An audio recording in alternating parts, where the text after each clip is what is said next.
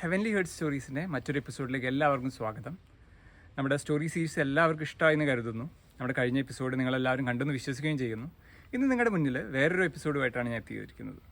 വേറൊരു കഥയാണ്. നമ്മുടെ ഒരു സുഹൃത്തിൻ്റെ പരിചയത്തിലുള്ള ഗോശാലയിൽ നടന്ന ഒരു അനുഭവമാണ് ഞാൻ നിങ്ങളുടെ അടുത്ത് ഷെയർ ചെയ്യുന്നത്. ഈ പറഞ്ഞ ആളുടെ ഗോശാല കേരളത്തിൽ തന്നെയാണ്. അദ്ദേഹത്തിന് 5 ഗിർ പശുക്കളാണുള്ളത്. വീടിന് തൊട്ടടുത്തായിട്ടൊരു ഗോശാല അദ്ദേഹം പണിതതാണ് പശുക്കളോടുള്ള സ്നേഹം മൂലം. അവിടെ അദ്ദേഹത്തിന് ഒരു 5 മാസം പ്രഗ്നൻ്റായ ഒരു ഗിർ പശു ഉണ്ടായിരുന്നു.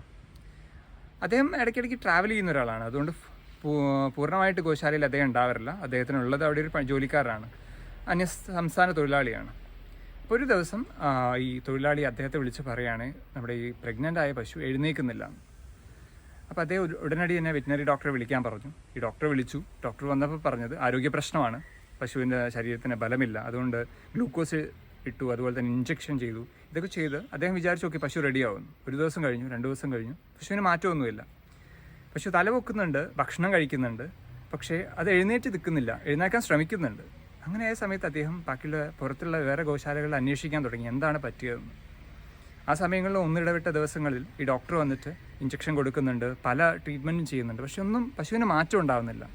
അപ്പോൾ അദ്ദേഹത്തിന് വളരെയധികം വിഷമം വരാൻ തുടങ്ങി. കാരണം പശു പ്രഗ്നൻ്റ് ആണ്, 5 മാസം പ്രായമുള്ളൊരു കുട്ടി കൂടി വയറ്റിലുണ്ട്. അമ്മ മാത്രമല്ല, കുട്ടി കൂടി നഷ്ടപ്പെടുമെന്നുള്ള വിഷമത്തിൽ അദ്ദേഹം എല്ലാവരെയും വിളിച്ച് അന്വേഷിക്കാൻ തുടങ്ങി.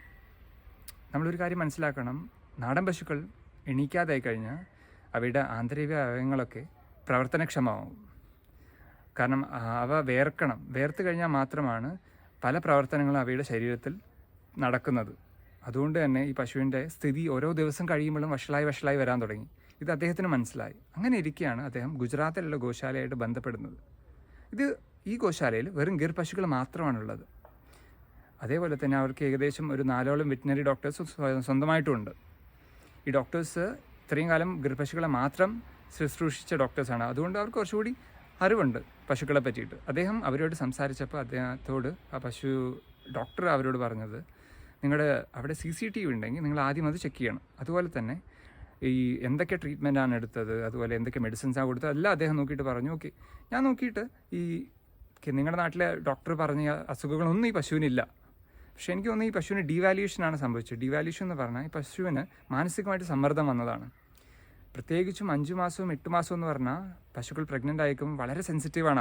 അവരെ പ്രത്യേകിച്ച് കെയർ ചെയ്യേണ്ട സമയമാണ്. മാനസികമായിട്ടും ശാരീരികമായിട്ടും അവരെ ശ്രദ്ധിക്കണം, അവരെ സ്നേഹിക്കണം. എന്നാൽ മാത്രമേ അവർക്ക് ശരീരത്തിനും മനസ്സിനും ബലം ഉണ്ടാവും. ഈ സമയത്ത് അവർക്ക് എന്തോ മോശമായിട്ട് സംഭവിച്ചിട്ടുണ്ട് എന്നാണ് അദ്ദേഹം പറഞ്ഞത്. ഏകദേശം ഇപ്പോഴത്തേക്ക് 15 ദിവസമായി. കുറച്ച് മുന്നേ അറിയുവാണെങ്കിൽ ഞാൻ നിങ്ങളെ സഹായിക്കാമായിരുന്നു. പക്ഷേ ഏകദേശം ഇപ്പം പശുവിന് ആരോഗ്യപരമായിട്ട് തിരിച്ച് റിക്കവർ ചെയ്യാൻ പറ്റാത്ത രീതിയിലുള്ളൊരു സ്ഥിതിയിലേക്ക് മാറിയെന്ന് പറഞ്ഞു. അങ്ങനെ കുറച്ച് ദിവസം കഴിഞ്ഞപ്പോൾ ആ പശു മരിച്ചുപോയി.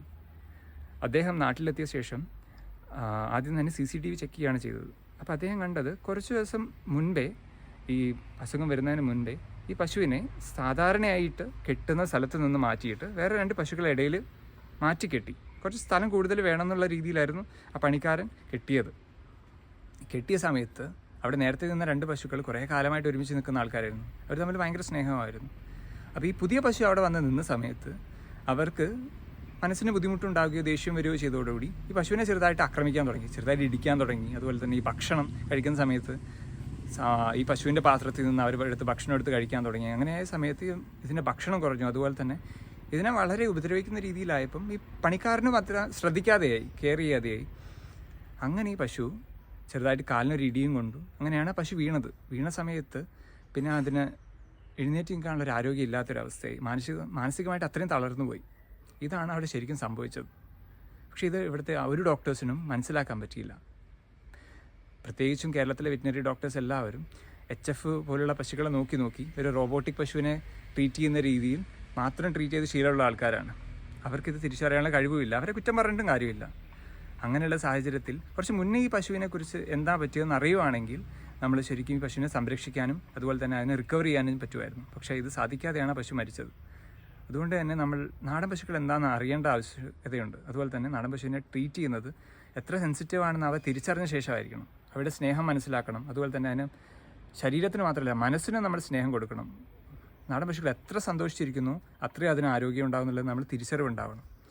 അതുപോലെ തന്നെ ഈ സ്റ്റോറി അതുകൊണ്ട് തന്നെ നിങ്ങൾ എല്ലാവരും ഇതെടുത്ത് എത്തിക്കണം. കാരണം കേരളത്തിൽ പല സ്ഥലത്തും ഇപ്പോൾ നാടൻ പശുക്കളുണ്ട്, ഗിർ പല സംസ്ഥാനങ്ങളിൽ നിന്ന് കൊണ്ടുവരുന്നുണ്ട്. പക്ഷെ അവയൊക്കെ നമ്മൾ ശുശ്രൂഷിക്കേണ്ടത് വളരെ സൂക്ഷ്മതയോടും സംരക്ഷിക്കേണ്ടത് വളരെ സ്നേഹത്തോടും കൂടിയാണ്.